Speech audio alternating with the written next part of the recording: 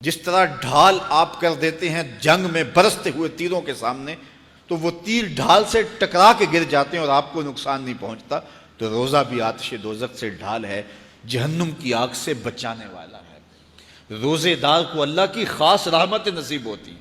ایک حدیث میں آتا ہے کہ روزے دار کو دو خوشیاں نصیب ہوتی ہیں۔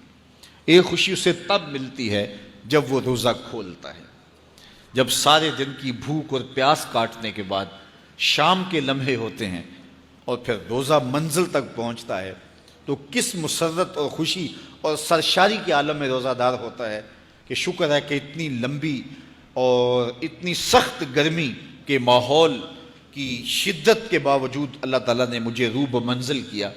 تو اس وقت ایک احساس اس کے ساتھ جڑا ہوتا ہے، اور پھر جب وہ ٹھنڈا اور میٹھا مشروب اپنے کام و دہن میں ٹپکاتا ہے اور وہ ٹھنڈا میٹھا مشروب اس کی رگوں کو تر کرتے ہوئے معدے کی طرف بڑھ رہا ہوتا ہے، اس کی زبان بولے نہ بولے دل اللہ کا شکر ادا کر رہا ہوتا ہے، اس کا ایک ایک عضو بدن رب کا شکرانہ ادا کر رہا ہوتا ہے۔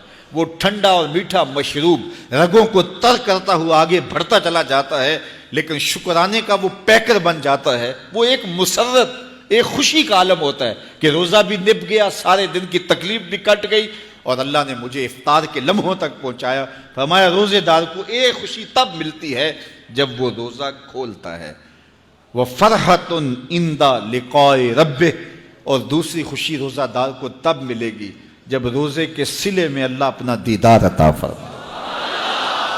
بنی آدم کے جتنے بھی عمل ہیں 10 سے لے کر 700 گنا تک اس کا ثواب اولاد آدم کو اس کا دیا جاتا ہے۔ جتنا گڑ ڈالو اتنا ہی میٹھا، تو بعض کو 10 گنا، بعض کو 70 گنا، بعض کو 100 گنا، بعض کو 700 گنا، تو 10 سے لے کر 700 گنا تک بندے کے اعمال کا صلہ دیا جاتا ہے۔ لیکن میرے حضور نے فرمایا لیکن روزہ جو ہے اللہ فرماتا ہے وہ میرے لیے ہے اور اس کا اجر میں خود عطا کروں۔ جب وہ خود عطا کرے گا تو کتنا عطا کرے گا؟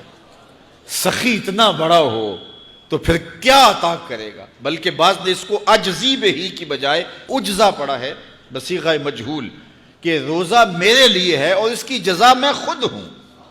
باقی اعمال کی جزا جنت ہے، جنت کی نعمتیں ہیں اور بہت کچھ ہے، لیکن روزے کی جزا میں خود ہوں۔ اور جس کو وہ خود مل گیا پھر جنت میں مل گئی، جنت والا جو مل گیا پھر جنت بھی مل گئی، جنت کی نعمتیں بھی مل گئیں۔ تو روزہ اللہ کی خوشنودی کا ذریعہ ہے، اس کی رضا کا ذریعہ ہے۔ تو خوش نصیب لوگ روزے کی برکتیں حاصل کرتے ہیں۔ اور ایک روایت میں آتا ہے جب رمضان المبارک کا آغاز ہوتا ہے اللہ اہل ایمان کو، اپنے بندوں کو محبت کی نظر سے دیکھتا ہے، اور اللہ جس کو محبت کی نظر سے دیکھ لے پھر اسے کبھی عذاب نہیں دے گا۔ اللہ اکبر۔ تو یہ روزہ دار کے لیے اللہ کی کرم نوازیاں ہیں، اللہ کی رحمتوں کے اجالے ہیں جو اس کے اوپر برستے ہیں۔ تو میں اور آپ اس ماہ انور کو، اس ماہ نور کو اس طرح سے گزاریں کہ ہمارے اندر کے پاپ دھل جائیں، ہماری غلاظتیں گناہوں کی مٹ جائیں، ہمارا سینہ صاف ہو جائے، ہم اہل ایمان کے لیے کشادہ دل ہو جائیں، ہمیں جو ہے وہ جھوٹ سے، تکبر سے، بخل سے، ریا سے اور دیگر امور بد سے اجتناب کرنے کی عادت پڑ جائے۔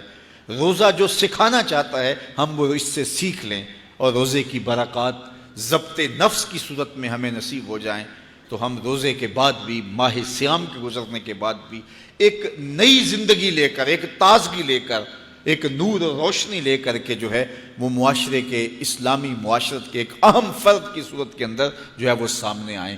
تو اللہ اس ماہ صیام کی برکتیں ہمیں نصیب فرمائے۔